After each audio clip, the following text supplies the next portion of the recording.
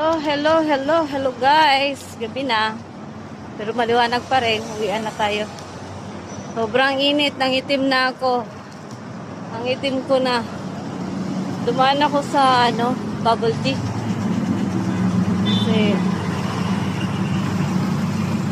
sobrang init at uhaw na uhaw ako. Hindi naman talaga ako pala inom ng malamig. Pero bumili ako. Yung binili ko, bubble tea.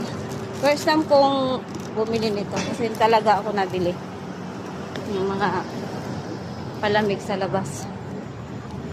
Yan. Maya, inumin na natin to guys. Dito sa lugar ko. Yung lugar ko. Ayan. Puro building lang talaga guys. Wala kang makikita ang iba. Walang puno. So as in literal puro building. Mga restaurant, mga damit. Bilihan ng damit. Tapos bilihan ng pagkain. Yun. So nasa pinaka mismong city talaga ako.